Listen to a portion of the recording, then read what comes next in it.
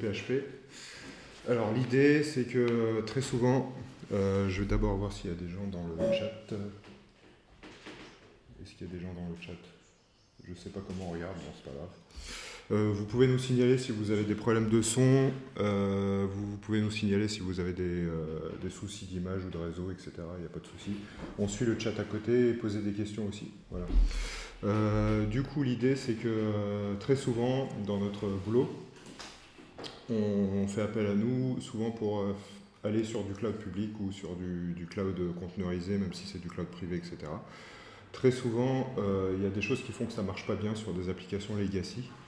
Et souvent, on impute ça aussi à notre périmètre, c'est-à-dire que en fait, on ne doit pas se contenter de juste faire des roll Ansible, des mchart, des Dockerfiles pour containeriser et rendre l'application scalable. Des fois, il y a aussi des implications directement dans le code qui est produit. Et ce qui arrive souvent, c'est que dans les équipes, les feature teams qui sont en train de travailler sur les évolutions, sur le backlog, etc., et ça on le voit souvent, elles n'ont pas la bande passante, donc elles n'ont pas le temps de s'occuper de faire des changements structurants dans le code pour que le code il puisse marcher sur du conteneur ou sur du Kubernetes, qu'il puisse scale, etc. Et ça, c'est une compétence que souvent je remarque que c'est une partie de ping-pong, c'est-à-dire que d'un côté on va avoir les ops qui vont dire bon, ça c'est du dev, et de l'autre côté des devs qui vont dire ça c'est du DevOps. Je sais pas. Alors qu'en fait, en réalité c'est du développement, en réalité ça devrait dans le monde idéal faire partie de la compétence des développeurs qui font des API de web service et des choses comme ça devrait faire partie de leur scope de compétences. Mais dans la réalité des faits, nous on est directement impacté parce que si on n'est pas capable de le faire, il n'y a personne qui va le faire. Donc grosso modo, notre succès de migration vers du cloud est directement impacté par ça. Donc ça fait partie du travail de faire ça. On a choisi PHP. Mais le contenu de la formation, il est valable pour toutes les technos back-end. Ça arrive très souvent en PHP, tous les problèmes qu'on va signaler, mais je les ai rencontrés aussi en Node.js, en Java, en Python un peu moins, mais ça pourrait très bien arriver en Python. On va parler à la fois de rendre un peu performantes les applications avec du cache, et en même temps de rendre l'application stateless, c'est-à-dire qu'elle ne garde pas d'état. Si on tombe sur une instance et qu'ensuite la requête suivante on retombe sur une autre instance, il n'y a pas une perte d'état entre les deux instances. Notamment, je pense à PHP, c'est pour ça qu'on a choisi PHP, c'est que ça arrive très souvent avec les sessions PHP, ce genre de choses. Les sessions existent partout, mais elles sont très très fréquentes dans les applications legacy PHP, beaucoup plus que dans les autres langages. En Java, il y en avait aussi avant, mais j'en vois moins depuis ces dernières années. Voilà. Donc l'idée ça va être ça, et en fait on va essayer d'avoir un cheminement un peu progressif, c'est-à-dire que souvent on va voir que les développeurs, développeuses, ils commencent par implémenter du cache assez simplement, soit à base de mémoire RAM, soit à base de fichiers. En PHP c'est souvent des fichiers parce que c'est pas une techno qui est faite pour gérer de la RAM. En Java, on va beaucoup plus trouver déjà des libs prêtes pour gérer de la RAM, comme du EH-Cache, si je me souviens bien, ou du Cache2K, ou des choses comme ça. Ça, c'est des librairies qui s'utilisent comme des hashmaps et qui remplissent la RAM de la JVM, voilà, qui est consommée par la JVM. En PHP, voilà. En PHP, chaque requête, on recharge tout en RAM, par défaut. Donc forcément, le cache mémoire, très souvent, on était déjà... moi, j'avais commencé à faire du PHP il y a 12-13 ans, etc. Déjà, à cette époque-là, on utilisait une brique qui s'appelait Memcached. Et c'est parce qu'on gérait des données en RAM avec un processus à côté qui était développé en C ou en C++, je ne sais plus. Et l'idée, c'était que ça. C'était que PHP n'était pas capable de garder des choses en RAM correctement, donc on a quelque chose à côté pour ça. Redis, c'est un peu à la base. Hein. On va voir que son nombre de use cases a beaucoup augmenté, mais à la base, c'était un successeur un peu plus moderne de Memcache avec une CLI, un langage de requête un peu plus moderne, un peu plus user-friendly. Voilà. Parce que Memcache, pour ouvrir un shell TCP dessus, voilà, faut faire du code. Là, vous avez des outils autour pour regarder ce qu'il y a dedans, et ça peut même être utilisé comme une base de données persistante, parce que même si c'est du in-memory clé-valeur, il y a moyen de lui dire de persister sur le disque aussi. Donc voilà, ça peut devenir une vraie base de données persistante.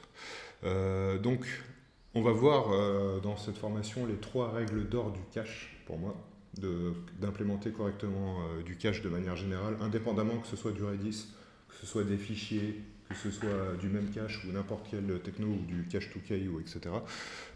Ces 3 règles d'or, elles sont toujours valables. Ensuite, on va voir un peu comment marche Redis et pourquoi aujourd'hui Redis, c'est souvent le choix par défaut de tout le monde. Il y a d'autres technos, hein, même cache c'est toujours maintenu. Les cloud providers, souvent comme GCP, ils proposent les deux. Vous avez un service qui s'appelle Memory Store dans GCP qui propose à la fois du Redis et du Memcached.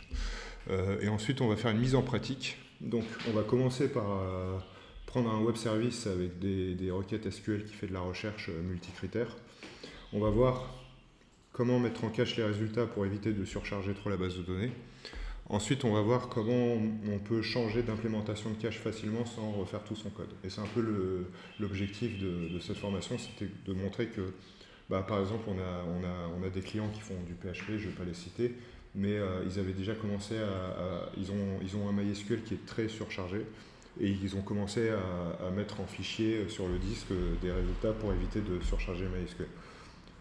On pourra s'interroger sur la performance de charger des fichiers sur du file system. Le fait est qu'en fait leur MySQL est trop surchargé. Ils auraient peut-être pu penser par exemple à mettre une autre base de données, à la décomposer à côté, d'avoir plusieurs instances de bases de données différentes sur des périmètres fonctionnels différents pour éviter d'avoir ce qu'on appelle un SPOF, un single point of failure, ou un goulet d'étranglement si vous voulez. Et après on va voir que c'est assez facile quand on a bien structuré les choses de changer d'implémentation, de dire par exemple voilà, le fichier ça ne va pas marcher parce qu'on veut aller sur du cloud et on aimerait bien aussi utiliser une techno plus performante, et demain ils veulent remplacer leur fichier par même un autre MySQL, ça pourra se faire facilement, et voilà. Ok. Ensuite, dernière partie, on va voir aussi que on peut, pour augmenter la performance de ces API, il y a certaines tâches qu'on pourrait exécuter en asynchrone pour éviter d'attendre le retour. Voilà. Certaines choses, on n'a pas forcément besoin d'attendre le retour pour avoir le retour de l'API. Le client, il n'a pas besoin du retour tout de suite. Et il peut pooler ou il peut demander qu'on le notifie sur une callback pour avoir le retour. Donc ça, c'est de l'introduction un peu à la programmation asynchrone, des API asynchrones. Mais on ne va pas aller beaucoup plus loin parce que ça pourrait être une formation à part entière. Voilà. Mais on va faire un petit cas. Voilà. Donc, ce que je vais faire, je vais d'abord faire une pause. Je vais charger une instance de VS Code avec notre outil comme Workload. Comme ça, je vais continuer la formation, et le temps qu'on continue la présentation, ça sera instancié. D'accord ? Donc, je vais ouvrir un onglet à côté. Je vais aller sur cloud.comwork.io. Je vais regarder si on n'a pas reçu des messages. Pour l'instant, tout va bien. Ensuite, je me connecte.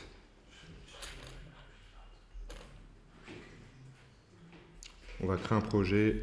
Je vais l'appeler formation.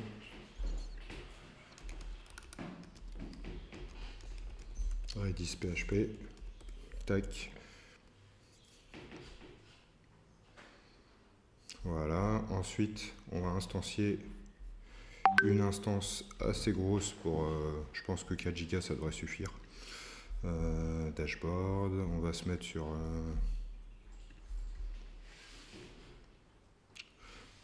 OVH, sur Graveline, et un dashboard, tac, code.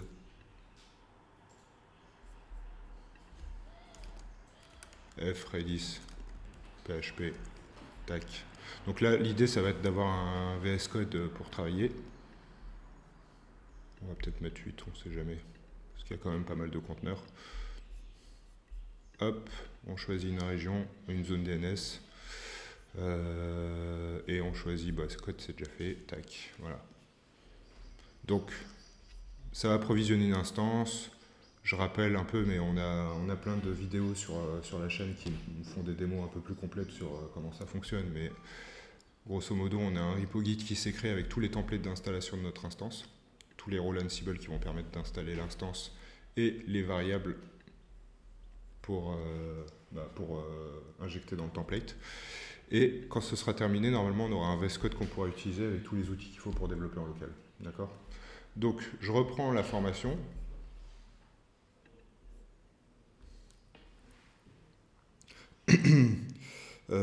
Tac, les 3 règles d'or du cache. Donc, j'ai repris un peu ce que une société qui s'appelait Xebia, qui a été rachetée par Publicis, avait écrit avec quelqu'un qui s'appelle Sven Le Mess, je ne sais pas si je prononce bien, mais en gros, il a écrit un article qui est très juste, qui s'appelle les 10 commandements du cache. Moi, je les ai un petit peu condensés parce que je pense qu'il y avait quand même pas mal de choses qui étaient redondantes dans les 10 commandements. Et certaines choses qui, pour moi, sont bien, mais ne sont pas nécessairement obligatoires. C'est-à-dire qu'il y a un b.a.-ba qui est pas toujours présent sur les projets. Et lui, c'est un peu le must du cache, quoi, tu vois. Donc, pour moi, le premier point, c'est de considérer que la différence avec une base de données, en fait, on peut utiliser une base de données comme cache. On peut utiliser un MySQL comme cache, on peut utiliser des fichiers, on peut utiliser de la RAM, etc. Mais ça devient du cache à partir du moment où on considère que les données, elles sont volatiles. Si votre application, elle ne marche plus parce que le cache n'est pas chargé, c'est que ce n'est pas du cache, c'est qu'il manque une base de données. Voilà.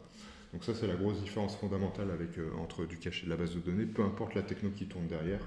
On peut utiliser Redis comme une base de données, on peut l'utiliser comme cache, on peut utiliser MySQL comme une base de données ou PostgreSQL comme une base de données, on peut l'utiliser comme cache. Ce ne sera pas forcément l'outil le plus adapté pour en faire, parce que ça ne gère pas la suppression des données. On verra pourquoi Redis, entre autres, une des super features qu'il y a pour que ce soit du cache, c'est qu'on peut mettre un time to live sur les données qu'on a insérées. Donc on peut lui dire tu gardes ça pendant 30 secondes et lui il va s'occuper de purger les données au bout de 30 secondes. Alors que si on le faisait avec une base de données, ça serait à nous de faire un code avec du cron, avec du traitement pour dire entre telle date et telle date, je supprime toutes les données et ça fait des traitements assez lourds. Donc c'est pas forcément un bon choix d'utiliser une base relationnelle pour faire du cache. Parfois il n'y a pas le choix, parfois on est contraint par l'infrastructure et on n'a pas d'autre endroit où stocker que la base. Mais il faut s'adapter et c'est pour ça qu'on va voir on va voir qu'avec ces 3 règles, plus le fait d'utiliser des interfaces, on peut plus tard revenir sur ces choix quand on a d'autres possibilités sur l'infra. Donc j'ai mis l'algo très simple, en fait, il suffit de toujours développer de cette manière. C'est d'abord je regarde si le cache contient la clé que j'ai envie de chercher. Par exemple, dans le cas d'une recherche multicritère, on va insérer des clés qui correspondent à un hash des critères de recherche. Ensuite, si le cache contient la clé, on la retourne. Si elle ne contient pas la clé, on va rechercher en base. Et avec le résultat qui est en base, on alimente le cache. Donc on remplit le cache avec les données qui sont en cache. On va voir aussi après comment rafraîchir en cas de mise à jour, etc. etc. C'est important que ce soit aussi dans ce que j'appelle volatile, c'est que ça ne suffit pas de faire ça, il faut aussi indiquer qu'il faut purger. Donc nous, dans notre code tout à l'heure, on va gérer le fait que à chaque fois qu'on va faire une mise à jour ou une suppression, on va mettre à jour le cache. Mais si c'est un cache distribué comme Redis, on ne peut pas forcément maîtriser tous ceux qui vont l'utiliser. Et donc c'est pour ça que c'est important, en plus de mettre une durée de vie limite sur du cache. Voilà, parfois le code aussi est trop lourd pour qu'on patche tous les endroits où on fait une mise à jour dans la base en question. Donc la safety, c'est de dire c'est pendant 1 minute ou 30 secondes, ou peu importe, il faut décider ça fonctionnellement. Et les utilisateurs sont prévenus que les données sont en cache pendant une durée et que du coup ils sont au courant que quand ils viennent de faire une mise à jour, ils doivent attendre un certain temps pour que ce soit rafraîchi dans le cache. C'est pour ça que vous avez plein de sites ou d'applications où même quand vous avez fait des mises à jour, ça met un certain temps avant de se voir. C'était le cas avec LinkedIn il n'y a pas très longtemps, je pense qu'ils se sont améliorés là-dessus, mais dès qu'on faisait des mises à jour, surtout entre LinkedIn et un autre composant qu'ils avaient racheté qui s'appelait SlideShare, pour partager des formations et des présentations. Je pense qu'ils l'ont revendu, donc ça ne leur appartient plus. La synchronisation entre les deux, ça mettait pas mal de temps. C'est pour ce genre de problème. Donc je viens déjà d'en parler, mais en fait la deuxième règle c'est ça, c'est que, donc là j'ai parlé qu'il faut considérer que les données sont volatiles dans son code et ne pas planter parce qu'elles ne sont pas là et de charger le cache. Il faut aussi leur donner une durée de vie. Donc c'est ce qu'on appelle le TTL, le time to live. Et c'est ce que je viens d'expliquer à l'instant, c'est très important si on ne maîtrise pas qui remplit ce cache. Donc, ou comment on le met à jour. Et parfois même, c'est un peu dur de recalculer. On n'a pas les informations nécessaires pour calculer les clés qui ont été persistées dans Redis. Par exemple, vous avez plusieurs web services de recherche différents avec des critères différents. Quand vous allez faire une mise à jour, peut-être que vous avez connaissance de certains critères qui vont vous permettre de redéterminer une clé, mais pas toutes les autres clés qui concernent la même donnée. Donc c'est pour ça que c'est indispensable d'avoir un TTL. La troisième règle, c'est qu'il faut que la taille du cache elle soit dimensionnée et que ce ne soit pas un trou sans fond. Ça, c'est aussi un truc qui n'est pas souvent pris en compte côté dev, surtout quand on développe directement le cache avec des solutions embarquées dans l'application. Je pense notamment à Java avec EHCache, Cache2Key ou ce genre de techno. Ce qu'on voit souvent, c'est que la taille, elle n'est pas bien limitée et qu'on a des conteneurs qui grossissent dans l'occupation de la RAM des machines. Ou pareil, quand on fait du PHP et qu'en fait, on est en train de remplir le disque dur de fichiers, on est en train de redéverser toute la base de données dans des fichiers, avec le problème de purge qu'on a dit, mais aussi, parfois, voilà, on a des applications qui sont très sollicité et ça ne suffit pas de donner une durée d'expiration, il faut aussi gérer la taille. Donc de dire si on dépasse une certaine taille, je vais purger les anciennes données et c'est les nouvelles qui arrivent qui vont écraser les anciennes. Ça aussi c'est une des features de Redis, c'est qu'on peut lui dire 1 giga de RAM et c'est des choses qu'on peut anticiper à l'avance quand on va dimensionner l'infrastructure, c'est de dire tel cache aura une taille limitée de 1 giga, donc on sait qu'il faut réserver ce sizing sur l'infra. Voilà.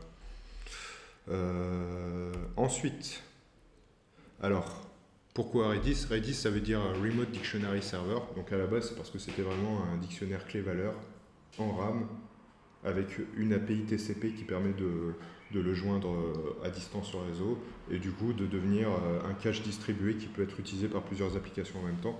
Ce qui nous convient parfaitement quand on veut faire du cloud avec de la scalabilité, c'est que on peut utiliser le même cluster de Redis. Redis peut se mettre en cluster.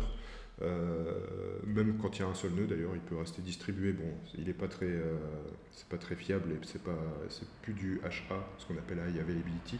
Mais le fait qu'on a mis le cache à l'extérieur fait que on peut se permettre de scale les web services, le compute, sans perdre les données. Et voilà.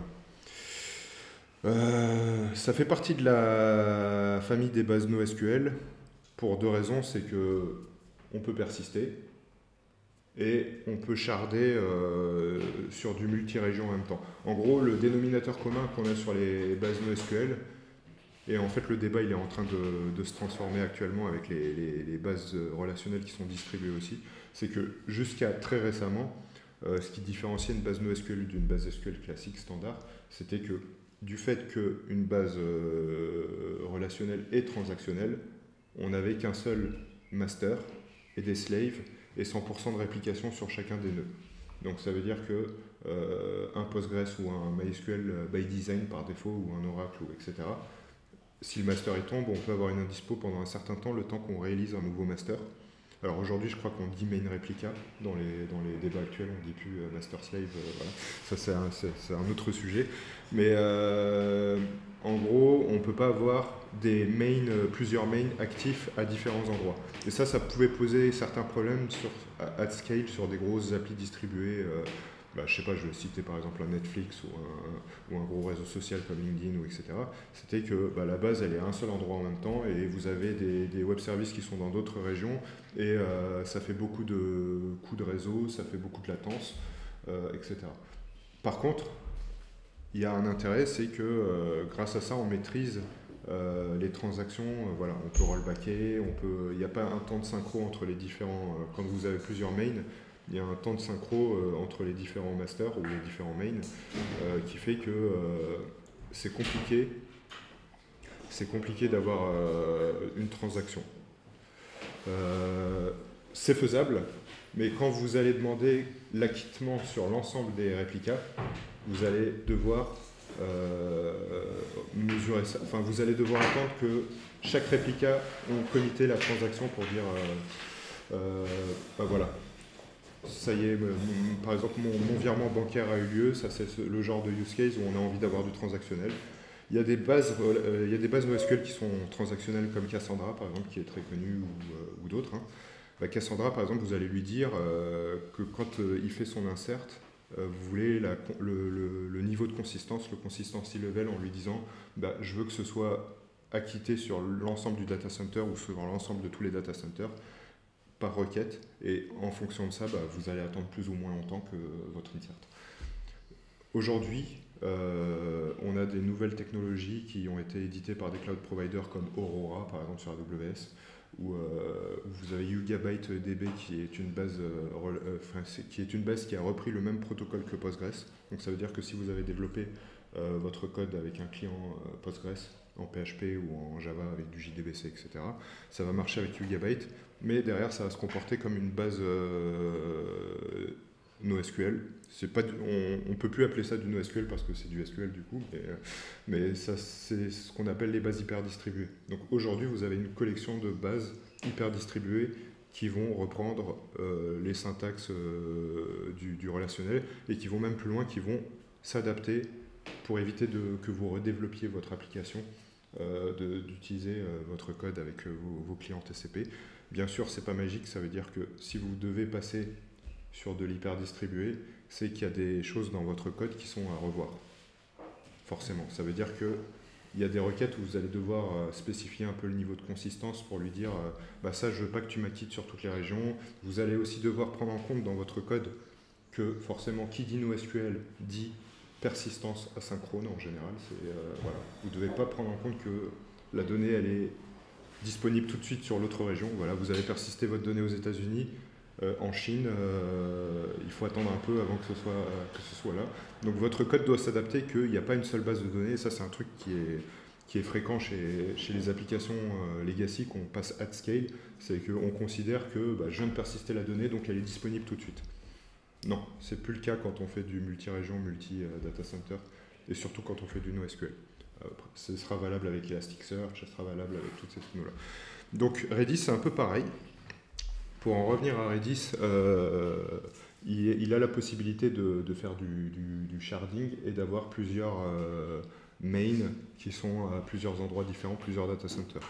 De la même façon que les bases NoSQL ou les bases hyper distribuées, il ne va pas répliquer 100% des données forcément. Il va utiliser ce que vous appelez le replication factor. Ça veut dire que vous allez lui dire de répliquer, par exemple, en général, par exemple, pour 5 nœuds, on va mettre 2/3 des données dans chaque réplica. Donc on va étudier de telle sorte que si vous perdez la moitié de vos nœuds plus 1, vous avez l'intégralité de vos données, vous ne perdez pas votre cluster. Vous n'avez pas un split brain parce que voilà, dans 2 cas, vous avez, etc. Donc ça, c'est des choses qui sont communes dans toutes les bases de données distribuées. On va dire qu'elles sont distribuées plutôt que NoSQL maintenant, je pense.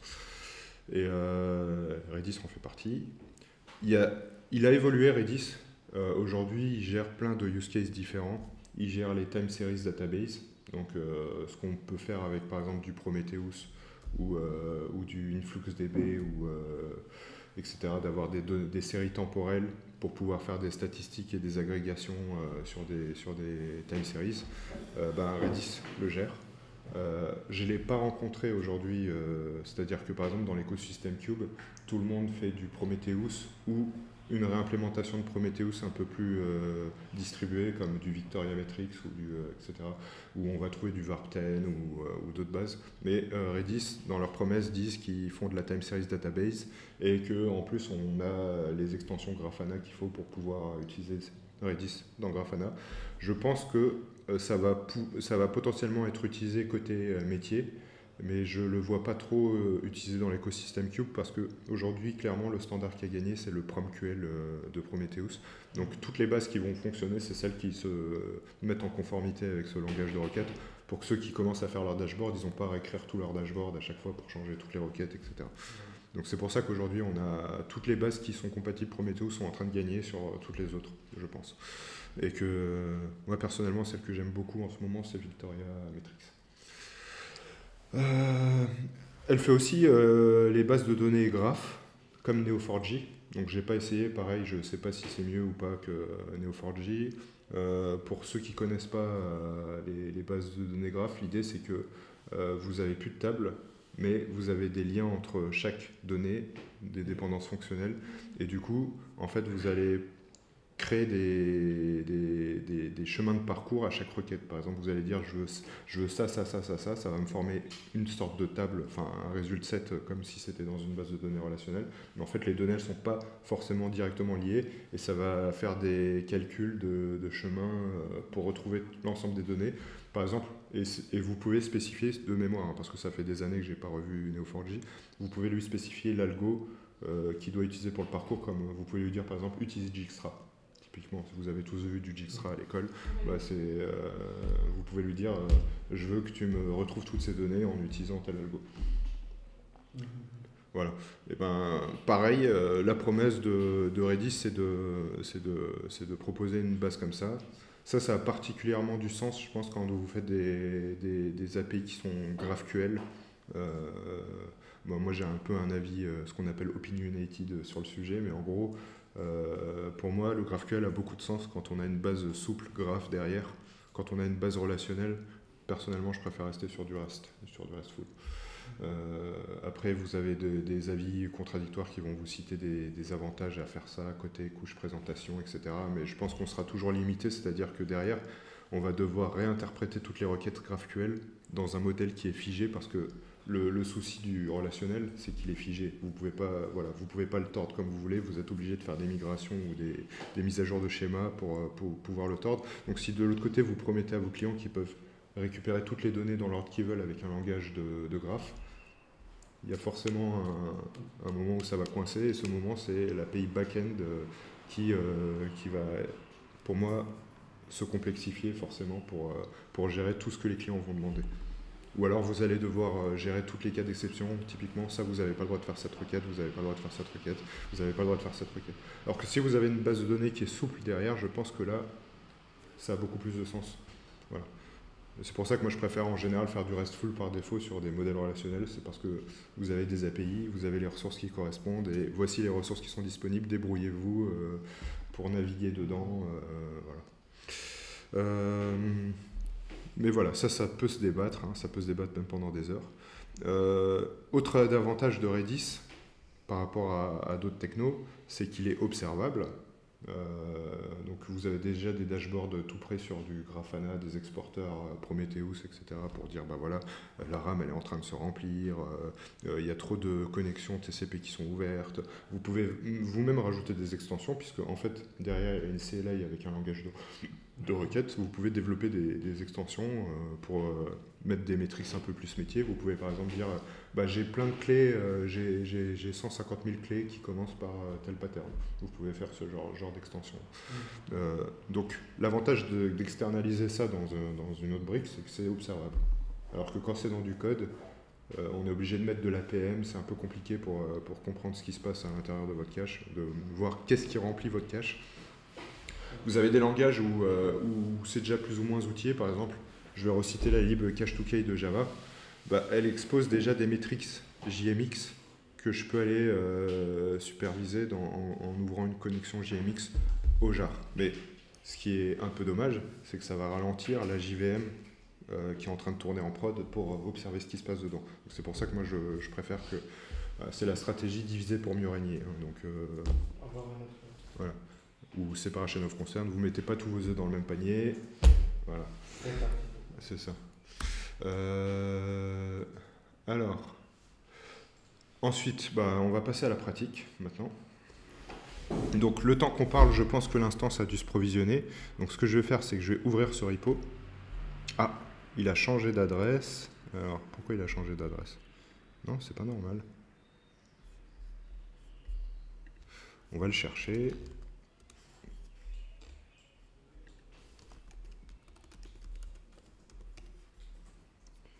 Voilà, à mon avis, il a dû changer d'adresse. Et du coup, Je vais le remettre à jour dans le slide.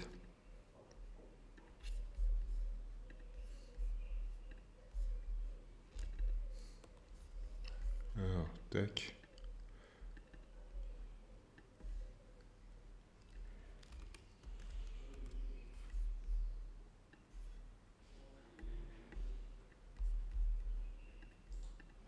Voilà. Donc, je mettrai à jour le repo aussi avec les slides dedans, il n'y a pas de souci. Et je vais l'écrire aussi sur Twitch. Alors, je suis désolé, hein, je suis un galérien sur Twitch, moi. He defeated the army, now it's on to the Navy. Je vais muter cet onglet, on va aller dans le chat, tac, channel, je pense que c'est par là, ouais. Voilà. Donc, pareil, je vais mettre aussi l'environnement. Donc si on retourne sur cloud.comor.io,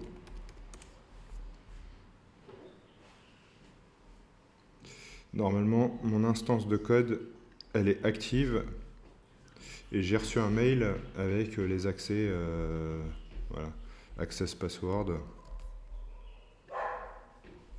Donc je vais le mettre. Save. Incorrect password. Tiens donc. Donc on a un petit bug. C'est pas grave. Je vais aller dans Git et je vais le retrouver. Alors bien évidemment, dans Comware Cloud, par défaut, les passwords ils sont dans les YAML. C'est à vous de choisir d'instancier aussi une instance Vault à côté et de remplacer dans vos YAML des invocations à Vault pour sécuriser tout ça, mais ça forcément c'est plus d'infra, donc ça coûte plus cher, donc on laisse le client choisir. Par défaut, c'est des mots de passe génériques qui peuvent changer et qui sont directement disponibles ici. Donc normalement, il y a un codeur password ici.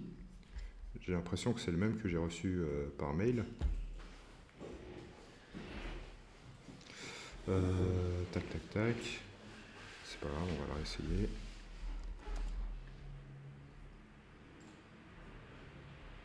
Ouais, à mon avis, j'ai dû mal le copier. Tac, donc là, j'ai un VS Code. Je vais pouvoir ouvrir un terminal. Alors, je sais pas si je peux pas déplacer ce truc-là, hein, qui me gêne un peu. Je pense qu'il se voit pas dans le live, mais nous, on le voit sur l'écran.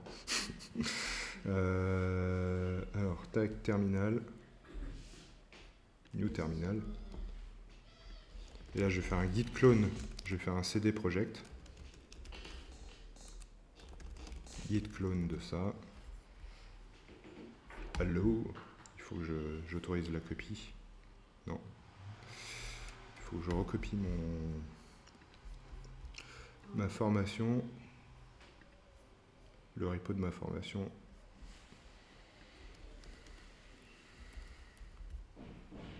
Ça va, vous voyez assez gros? C'est assez lisible? Tac. Voilà. Donc là, je vais zoomer un petit peu, mais en gros, j'ai bien mon repo à côté qui a été cloné. Et on va l'observer, on va regarder ce qu'il y a dedans. Donc il y a un README. Et le README nous dit les étapes pour lancer l'API. Et puis en fait, c'est la même API que d'habitude, c'est l'API To-Do qu'on a dans la formation Docker, dans la formation des tests unitaires. On a repris cette formation-là. Elle est déjà dockerisée, donc avec les mêmes... donc je vous invite à revoir la formation Docker qui explique comment dockeriser du PHP FPM. Mais on va reparcourir un peu le truc très rapidement. On a une stage qui va builder le PHP et qui va exposer du FPM. On a une autre stage Nginx. Et du coup, quand on regarde les fichiers de configuration qui sont chargés par Docker, vous avez Nginx qui fait du proxy FastCGI sur la connexion TCP. Sur le port 9000, et de l'autre côté vous avez le conteneur FPM qui expose du TCP sur le port 9000, le protocole FPM. Voilà. Qu'est-ce qu'on a déjà fait en plus sur cette formation, sur ce Dockerfile? Je vais le montrer maintenant. On a déjà installé l'extension Redis de PHP avec PECL Redis. Ensuite, on dit, donc ça c'est dans l'image FPM.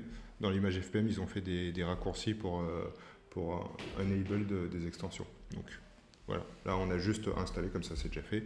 Et maintenant, ce qu'on va faire, c'est qu'on va lancer tout ça. Donc on va suivre les étapes une par une. Donc d'abord la base de données, donc du PostgreSQL classique. Alors il faut que j'aille dans le projet évidemment. Alors la version elle n'est pas supportée, donc on va baisser, peut-être on va faire du 3.3. Donc ça, il faudrait qu'on mette à jour notre image. Ensuite, je pense qu'on va avoir un autre souci, c'est qu'il y a un truc qui est sur le port 8081. Et c'est déjà le port du VS Code. Donc je vais le mettre en 8081. D'accord. Donc je sais déjà qu'il va nous dire que le port il est déjà bindé. On va pas perdre du temps avec ça. Et donc, ah tiens, une supported de Operation Target. Donc ça c'est marrant.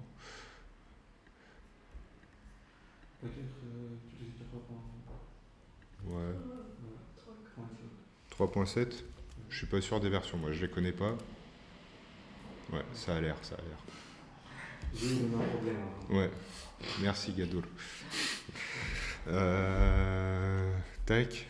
Donc effectivement, moi j'ai testé en local où je suis à jour. Et notre image de VS Code, va falloir mettre à jour dans les dernières versions, les Docker Compose et tout ça, quoi. Donc là, j'ai ma base de données qui a démarré. Donc ce qu'on va faire, c'est qu'on va retourner sur le README et on va lancer notre script SQL. Alors là, il m'a dit, qu'est-ce qui... On va aller sur la base de données.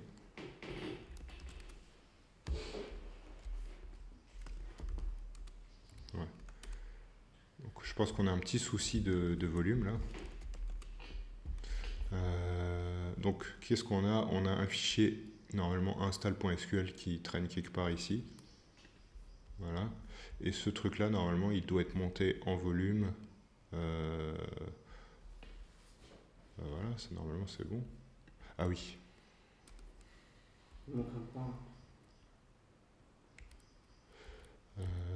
Tac, 2 secondes.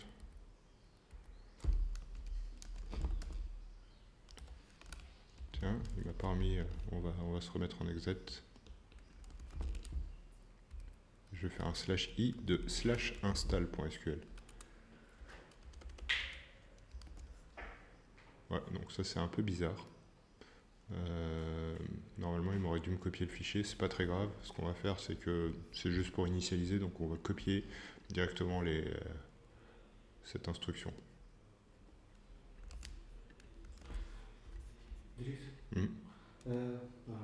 Donc là la table elle est créée. Donc tout va bien. Tac. Ensuite, nous allons. Bah, du coup, on a vu, hein, c'est bien créé. On va instancier un Redis.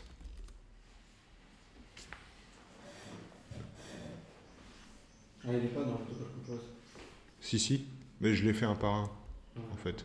Ensuite, je vais vous montrer comment on peut manipuler Redis en shell rapidement. Ça va justement illustrer ce qu'on a dit tout à l'heure, c'est que on a une console qui est assez sympa, sur laquelle on peut faire, on peut créer des clés. En plus, on a un autocomplétion, tu vois, on a le TTL, faux bar px on va mettre 2000 millisecondes. Voilà. Là, si je fais keys, alors bien sûr, j'ai mis que 2 millisecondes, donc c'est pas assez. On va mettre 5 secondes. Et donc là, j'ai bien ma clé. Si je fais un get faux, je vais récupérer ma valeur. Et si on attend les 5 secondes, bah ça se vide parce qu'on a mis un TTL de 5 secondes. Voilà, donc notre Redis fonctionne. Donc vous voyez que c'est assez simple, hein, le langage de requête, si on connaît. En plus, la console vraiment, elle vous donne toutes les infos, vous n'avez même pas besoin d'aller dans la doc. Donc c'est très très bien fait. Hop. Et donc ensuite, on va démarrer le consumer. Donc ça, on y reviendra, c'est pour la fin de la formation, mais en gros, on a un consumer Python qui écoute un channel PubSub en asynchrone et qui attend qu'on lui envoie des instructions pour faire du travail. Ça, c'est pour la troisième partie de la formation, mais on va le démarrer, comme ça, il tourne. Et on le regardera tout à l'heure. Donc j'avais dit que la formation, elle sera en PHP, mais il y a un peu de Python quand même. Voilà. Donc là, c'est ce qu'il est en train de faire. Il est en train de builder notre conteneur Python. Et ensuite, FPM, ensuite Nginx.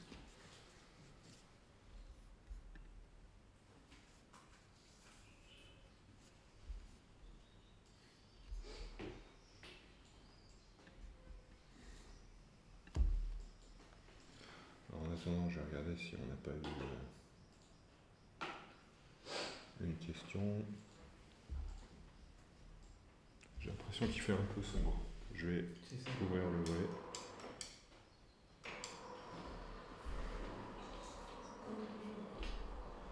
Ouais. Hop. Donc, on n'a plus qu'à attendre pour l'instant.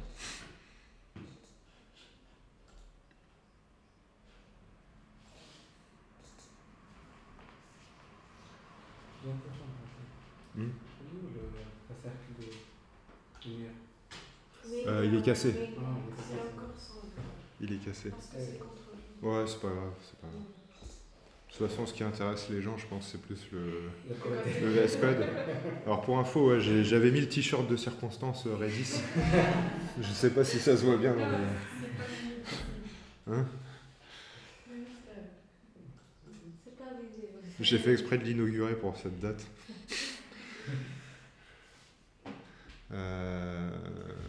Mais bon, le plus important, c'est qu'on voit bien l'IDE.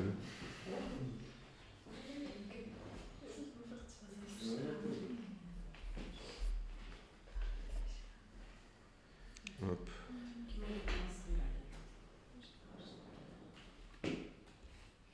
Donc voilà, là j'ai notre consumer qui est démarré. Normalement, j'ai vu dans les logs qu'il a buildé aussi, il doit y avoir une dépendance avec le PHP FPM, donc ça devrait aller beaucoup plus vite pour builder le FPM. Voilà, effectivement, puisqu'il a déjà été buildé. Et le Nginx. Donc maintenant, on va pouvoir tester les endpoints. Donc une to-do list, hein, bon, je vous réinvite à regarder les anciennes formations, mais en gros, c'est une ressource RESTful pour les to-do, donc les tâches à faire. Donc vous avez le post. On va créer une to-do. Voilà. Tiens, j'ai eu un unauthorized. Oui, parce que j'ai pas changé le port, c'est 80-81.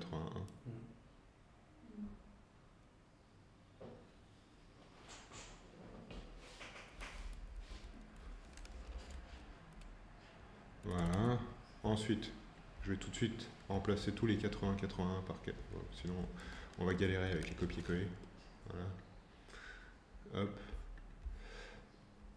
Ensuite, on fait un put, donc on modifie la tâche. Donc là, par exemple, tout à l'heure, on a créé avec ce title, cette description. Là, on vient de renommer... Qu'est-ce qu'on vient de nommer? Je pense qu'on a modifié le title, je veux juste vérifier. Title, la tâche, une description de la tâche. Bon, il n'y a pas de modif, c'est pas grave. Ce qu'on va faire, c'est qu'on va... Ouais. Ah oui, c'est subtil. Mais pour que ce soit plus visible, on va faire task title. Voilà. Et ici, task description. Pourquoi je fais ça aussi? C'est parce que pour le service de recherche multicritère, ça sera un peu plus facile à taper task desk et task title que de taper des trucs avec des espaces et tout. Ça marche, hein, mais c'est un peu plus galère quand on fait du curl en shell. Tac. Donc là, elle est à jour, mais on va voir qu'il me renvoie toujours l'ancienne tâche. Par contre, on va aller... À mon avis, c'est qu'il y a un petit souci de cache, mais on va voir pourquoi. On retourne sur la base de données et on va regarder ce qui se passe dedans.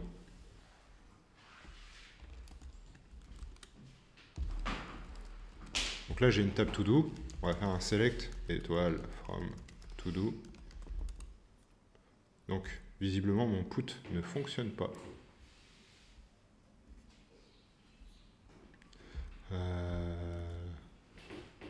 C'est pas grave. Hein. Ou alors, peut-être que je faisais mal mon copier-coller. Ah oui, non, mais je suis un peu bête. C'est que là, dans mon exemple, j'ai modifié la réponse. J'ai pas modifié la requête. Donc, c'est ça qu'on veut modifier. Task title.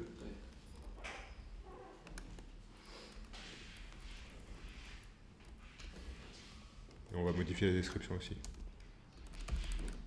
To do description. Alors pourquoi la colonne elle s'appelle to do description? C'est parce que description est déjà un mot-clé réservé de PostgreSQL. Donc task desk. Voilà. Donc là, je vais refaire ça dans un deuxième terminal. Et effectivement,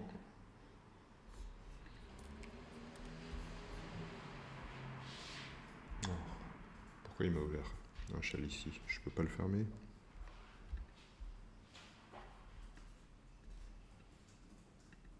Voilà. Donc on voit bien que ça a été mis à jour en base. D'accord? On revient ici, le get.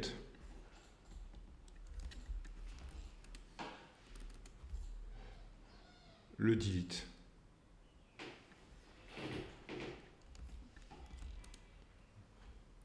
Donc là, si je refais un get, normalement, je vais avoir un 404. Voilà, parfait. Et là, j'ai un get qui m'envoie tous les enregistrements. Donc il n'y en a plus. Maintenant, je vais refaire un post.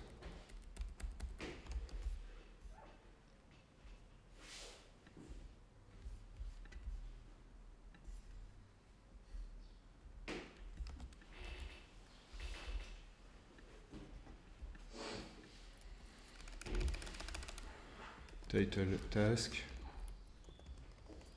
To do description.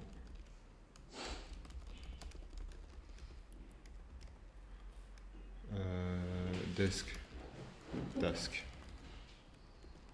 Tac, hop, hop. Voilà. Et je refais mon get qui renvoie tout. Et là, je vois que j'ai bien un ID 2, etc. Normalement, ce service-là, il permet de faire des recherches multicritères. Et donc effectivement, c'est ce qu'on voit ici. En fait, on peut lui dire title task, desk task. Donc c'est ce que je viens de faire là. Je viens de refaire ce post-là en fait à l'instant. Et là, on va voir que ça me renvoie bien parce que les critères de recherche match. Par contre, si je fais une modification et que ça... Voilà. Donc, c'est ce web service-là qu'on va cacher. C'est-à-dire que on va d'abord regarder dans Redis s'il y a quelque chose qui matche les critères de recherche. Ou si c'est pas dans Redis, on va continuer de regarder la base de données. Bien évidemment, c'est pas forcément la meilleure solution de faire du cache dans des recherches multicritères. Le cache, ça devient intéressant quand vous faites plusieurs fois la même recherche avec les mêmes critères. Donc il n'y a pas une règle générale, c'est à vous d'étudier dans le code. Si vous dites qu'il y a une probabilité que cette clé-là, que cette combinaison de critères, elle revient beaucoup de fois, plutôt que de faire des requêtes sur Postgres, où c'est pas forcément bien indexé des colonnes avec des chaînes de caractères et tout, et que c'est pas l'ID. Les recherches par ID, vous pouvez continuer de les faire en base de données, il n'y a pas de souci.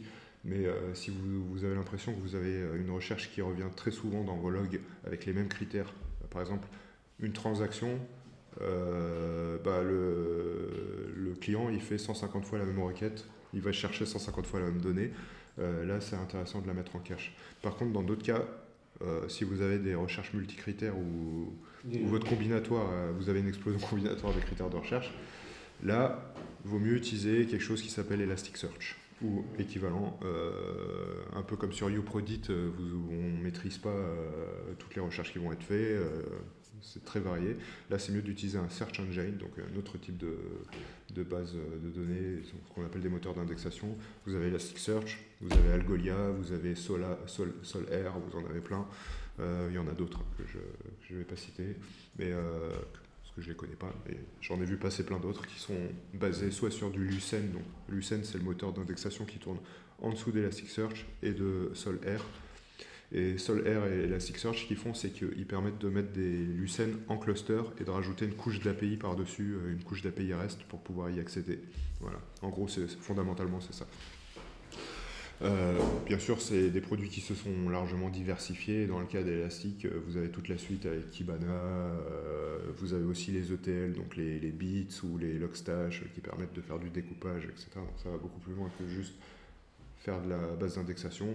Vous avez même, je crois, un petit moteur de machine learning maintenant qui tourne, ça va très loin. Vous avez de la time series aussi.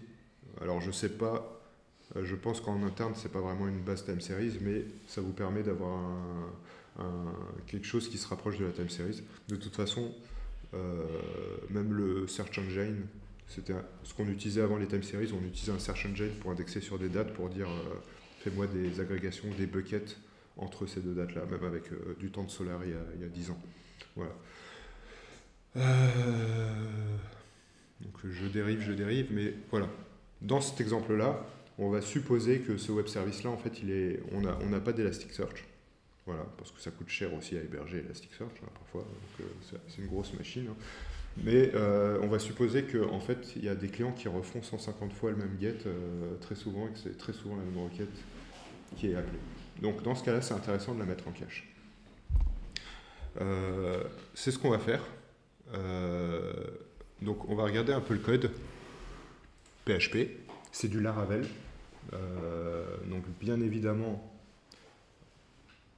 moi je ne suis pas expert PHP, donc le framework, c'est sûr que si vous avez un expert du framework Laravel ou des frameworks Symfony, ils vont dire ouais, c'est pas ici qu'il faut faire ça, c'est pas au bon endroit, c'est mal découpé, vous faites du traitement dans la couche d'exposition des web services alors qu'il faudrait une couche de présentation, une couche de service, une couche de machin, etc. etc. Là on s'en fout un peu, c'est pas l'objet de la formation. L'objet de la formation c'est de travailler sur la perf, pas sur le bon découpage en couches de vos web services. Mais ça veut pas dire que c'est pas important. Notamment pour faire des tests unitaires, pour faire des choses plus facilement, c'est bien d'avoir des couches qui soient découpées. Mais ce n'est pas l'objet de cette formation.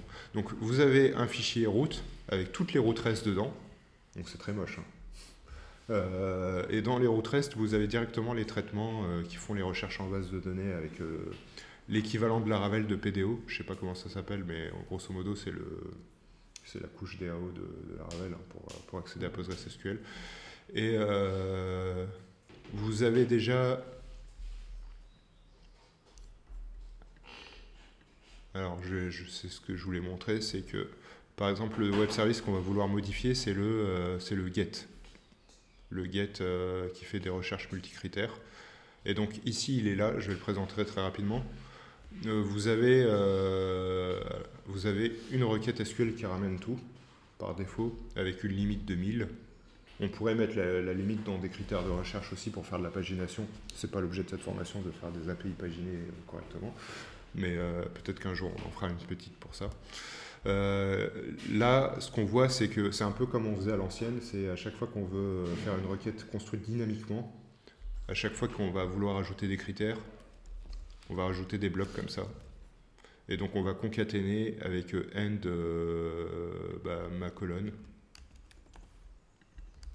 ma colonne, et on va injecter la valeur dans les values. Les values, pourquoi on les met dans un tableau séparé? C'est pour éviter l'injection SQL. Donc si vous concaténez directement dans vos chaînes de caractères de requête SQL avec les valeurs directement, c'est très facile de faire de l'injection SQL. Sinon, ça voudrait dire qu'à l'ancienne, ce qu'on faisait avant que vous aviez des PDO et des choses un peu plus high level, et les prepared statements, eh ben on échappait, on faisait des escapes pour échapper les côtes, on enlevait les balises, parce qu'il n'y avait pas que l'injection SQL, il y avait aussi l'injection de code JavaScript. Donc vous mettez en base de données du JavaScript, c'est interprété par le moteur, par le navigateur. Donc il y a plein de choses à faire pour contrôler ce qu'on va mettre dedans. Et les prepared statements, en fait, ça gère déjà au moins l'injection en SQL pour vous, quoi. Donc c'est très simple, en fait il suffit juste de dire je mets des points d'interrogation ou je mets des paramètres qui ont un nom, 2 points, le nom je pense, ou je sais pas c'est quoi la syntaxe PHP, mais ça c'est valable pour toutes les technos. Et après dans l'ordre, on injecte un tableau et ordonné, et ça va réinjecter les valeurs à la place, ça va interpoler les valeurs avec les points d'interrogation, etc. Donc ça c'est, voilà. Et la petite astuce qu'on faisait à l'époque, mais je pense qu'aujourd'hui ça se fait moins. Pour éviter de faire du code un peu pourri, ouais, c'est le dernier critère. Est-ce que c'est le dernier critère ou c'est pas le dernier critère? Est-ce que je mets une virgule ou je mets pas une virgule? Bah, le plus simple, vous commencez par where 1 égale 1. Ça ne coûte rien au SGBD. C'est une évaluation qui prend très peu de compute. Et derrière, vous pouvez toujours faire end. Vous n'avez pas besoin de contrôler est-ce que c'est le premier end ou pas le dernier end. Et vous pouvez inverser l'ordre, etc. Voilà, ça c'est l'astuce qu'on faisait dans les débuts des années 2000. Voilà, pour construire des requêtes dynamiquement en SQL. Aujourd'hui, avec les frameworks, vous écrivez même plus du SQL, vous écrivez directement avec des flèches select. Mais à l'époque, c'était comme ça. Et donc ça, c'était le petit quick win. Et comment? On peut pas ouais, moi je mets 1 égale 1. Donc c'est toujours true, et après ça permet de concaténer le reste. Ok, donc là l'idée c'est qu'on a 2 caches qui sont injectés et on va voir qu'en fait il y a déjà des objets de cache. Les objets de cache, alors je vais regarder très vite fait l'heure qu'il est. On a encore un peu de temps, on va faire une pause à midi je pense. Mais tac, donc midi heure tunisienne, ça fait 13h heure française pour ceux qui sont connectés depuis Paris ou ceux qui sont connectés d'ailleurs. Voilà. Choisissez votre time zone. Et donc, on a un fichier qui s'appelle Bootstrap, il me semble, bootstrap app.php. C'est là qu'on a déclaré des singletons qui correspondent à une interface de cache. Et donc, on va voir qu'il y a une implémentation file cache. Ça aussi, on en reparlera tout à l'heure, mais il y a déjà aussi une autre interface pour le PubSub. Donc, l'idée, c'est que je vais avoir un dossier normalement qui s'appelle cache. Et dedans, je vais avoir une interface iCache. Donc ça, c'est mon petit côté javaïste qui se retraduit en PHP parce que je pense que c'est une bonne façon de faire, de toujours mettre une interface.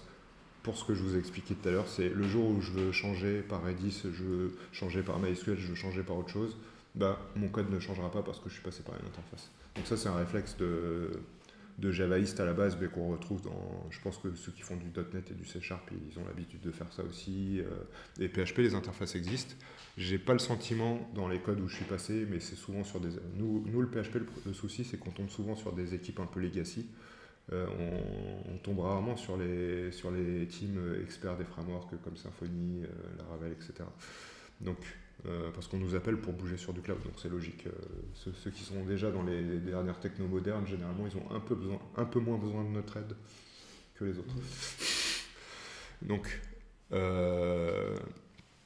peut-être qu'il y a d'autres façons de faire un peu plus culturelles dans PHP, mais du coup, ça marche très bien, ça se prête très bien au use case, et c'est ce qu'ils ont fait chez le client, que je ne vais pas citer, parce qu'on est en train d'enregistrer.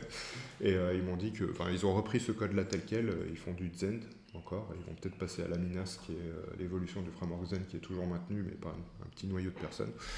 Et ça, c'est du PHP natif, donc quel que soit le framework que vous utilisez, vous pouvez reprendre ce code-là. Il faut savoir que les frameworks PHP utilisent aussi, ils ont aussi leur surcouche de Redis. Par exemple, Laravel, ils ont un module de Redis, Symfony, ils ont un module de Redis.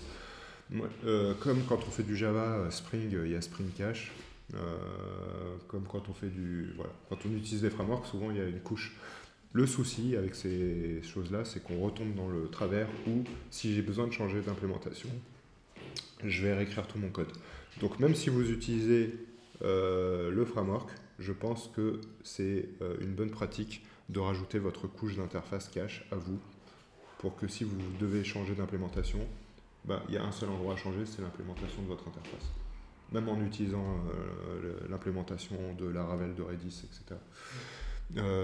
Ensuite, là, on a fait une implémentation très bête, c'est qu'en fait, elle va écrire dans des fichiers. Donc, quand on regarde ce code-là, à l'instanciation, en fait, il va instancier un fichier qui donne le nom du cache. Donc, si vous regardez l'interface, en fait, vous allez avoir plusieurs instances de iCache. Pour chaque type de cache, on va instancier un objet de type iCache. Par exemple, vous voulez stocker les clés de recherche de to-do, ça va être une implémentation. C'est pour ça qu'on en a deux dans le code. C'est qu'on a plusieurs objets, on n'a pas un seul gros objet qui store toutes les clés, etc. c'est une façon de programmer, moi je préfère ça. Et donc, il y a un cache name qui dit fonctionnellement à quoi correspond ce cache-là. Derrière, c'est le même Redis qui va tout contenir, mais voilà. Comme quand on crée une entity avec du SQL, on mélange pas, enfin on n'a pas on n'a pas un seul gros fichier qui s'appelle qui permet de chercher toutes les données, toutes les tables, tous les trucs. Bah, le cache c'est pareil, c'est pas parce que c'est clé valeur qu'on peut pas essayer de fonctionnellement séparer un peu les choses. Même si c'est plat, même si au final c'est clé valeur, forcément il y a des clés qui sont la concaténation de critère 1, critère 2. Vous avez d'autres clés, c'est la concaténation de critère 3, critère 4, critère 5. Moi j'aurais tendance à faire 2 objets pour 2 types de clés, quoi. Ok, donc très simple. Vous avez une fonction qui renvoie un booléen, et ça, je trouve que PHP 7, ils ont quand même fait un super travail de modernisation du langage. Je pense que ça vient de PHP 7, mais on peut typer fortement les retours des méthodes, et donc ne pas se tromper. Ça, à l'époque où je faisais du PHP, ça n'existait pas. Et donc, vous avez la méthode contentKey qui vous dit la clé, elle est bien présente dans le cache. Vous avez une méthode hashKey qui va être commune à toutes les implémentations. Donc c'est pour ça qu'on va avoir une classe common avec 2 méthodes qui sont valables pour toutes les implémentations de cache. Le hashKey, c'est ce qui va permettre d'avoir une chaîne de caractères assez facilement exploitable comme clé. Donc typiquement, vous avez des critères de recherche, dedans il peut y avoir des accents, des espaces, des caractères spéciaux, etc.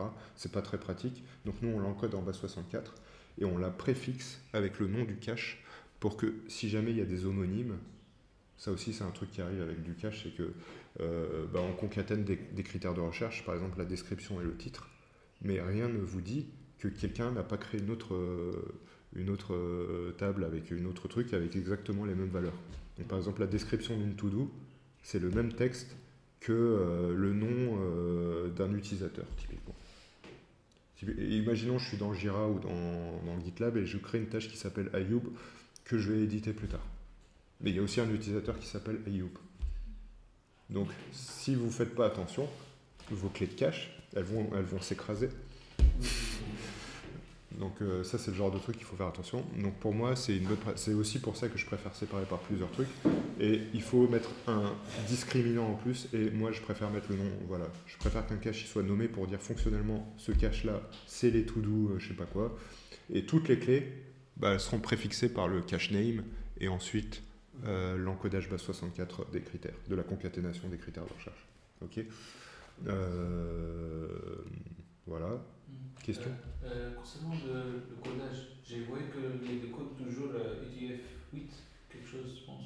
Est-ce qu'il y a des autres façons pour coder ou juste par défaut c'est UTF-8 pour les disques? Alors je suis désolé, j'étais en train de lire une deuxième question. Je vais d'abord répondre à la tienne et après je vais réagir sur le chat. Donc vas-y, répète. Juste pour le décodage de Redis, j'ai vu que par défaut, je pense que les UTF-8. Est-ce qu'il y a d'autres façons de décodage ou Probablement. Après d'expérience, tout le monde fait de l'UTF-8 par défaut depuis des années. Donc je t'avoue que ça fait longtemps que je ne me suis pas posé la question. Il y a très longtemps dans MySQL ou dans PostgreSQL, on devait définir voilà, est-ce que c'est du latin 1, etc. Aujourd'hui, ça fait au moins 10 ans que tout le monde fait de l'UTF-8. Et je pense qu'on va rester comme ça très très longtemps, à mon avis. Mais ouais, à vérifier, peut-être que dans Redis, tu peux spécifier un autre type d'encoding, etc. Mais je trouve quand même plus pratique de manipuler, parce que tu vois, typiquement, si on retourne sur la console, on va le voir tout à l'heure, moi, j'ai pas envie de taper dans la console des chaînes de caractères compliquées avec des accents et tout, où là, je ne sais pas exactement mon clavier, le terminal, enfin, tu as plusieurs couches successives qui peuvent perturber le truc. C'est plus pratique d'avoir une clé hachée, quoi. Ok. Mais une clé hachée qui contient quand même la valeur sémantique pour pouvoir la retrouver.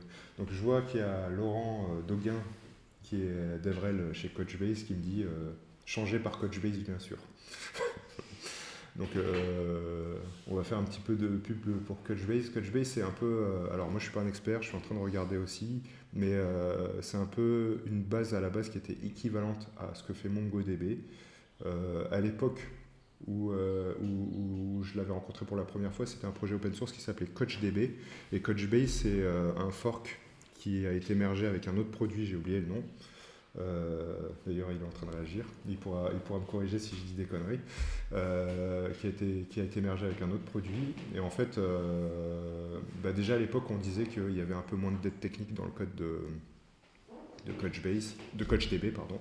Et aujourd'hui, il y a plusieurs choses. Il y a un cloud qui s'appelle Capella, Membase. Et du coup, Membase, je pense que c'est un équivalent de Redis, donc clé valeur en mémoire. Donc c'est pour ça qu'il nous fait réagir dessus. C'est que potentiellement, ça peut être un concurrent qui peut être utilisé pour faire ce qu'on fait dans cette formation. Et vous avez aussi un environnement de cloud qui va prochainement être serverless. Absolument, voilà. Donc, où vous pourrez directement, vous aurez une chaîne de connexion TCP, et vous n'aurez pas à gérer des clusters, des choses compliquées. Donc ça peut être vraiment pas mal à regarder. Et donc, potentiellement, on fera des Twitch là-dessus aussi. Tout à fait. Et effectivement, je suppose que, pareil que Redis, c'est pareil qu'un peu tout le monde en ce moment, Elastic aussi, tout le monde est en train d'essayer d'adresser tous les use cases qui sont communs dans les entreprises. Donc le search full text, le document, les clés valeurs et en mémoire, les time series, voilà, c'est ce qu'il est en train de dire, le SQL, le disque, les graphes, tout quoi. Et je pense que dans les années qui viennent, tout le monde va dire on fait tout et on sait tous faire tout. Voilà. Même PostgreSQL. Donc, on reprend. Du coup, ce qu'on va faire, c'est qu'on va patcher. Donc là, je reviens sur cette implémentation-là. Là, on a un truc un peu pourri, mais ça rejoint ce que je disais chez l'autre client, c'est qu'ils avaient commencé à faire du code un peu directement dans leur méthode, qui écrivait des résultats de requêtes en fichier. La première étape que je ferai avant de migrer sur du Redis ou sur du Couchbase ou sur autre chose, potentiellement, c'est parce que peut-être que l'infra, elle n'est pas encore là. Peut-être qu'on va commencer à coder du Redis ou du Couchbase alors que côté infra, ça ne va pas être déployé avant 2 mois, 3 mois, etc. Donc il faut que notre code il continue de marcher. Moi, je ferai d'abord ce travail d'isoler le code qui est écrit dans des fichiers dans une implémentation d'une interface de cache. Et le jour où on a entériné la solution technique qui va être hébergée sur l'infra, là, on pourra très facilement remplacer et réinjecter, grâce à l'injection de dépendance, une implémentation différente de ce qu'on fait et qui permettra de presque pas refaire grand-chose, et c'est ce qu'on va illustrer ici. Donc, vous avez le contain ski. Le contain ski, il va vérifier qu'il y a un fichier. Il va vérifier que donc c'est un énorme fichier JSON, là pour le coup, c'est un truc vraiment pourri, mais c'est ce qu'on a retrouvé chez... voilà. Et le JSON contient toutes les clés valeurs, donc c'est un seul fichier qui fait tout le cache. Voilà. Donc ça, c'est vraiment le truc qui, clairement, ça va poser des problèmes en prod. Et du coup, à chaque fois, on va vérifier, on va lire le contenu du fichier en PHP, ensuite on va le JSON décoder, ensuite on va vérifier qu'il y a un attribut qui existe dans le tableau qui a été désérialisé du JSON.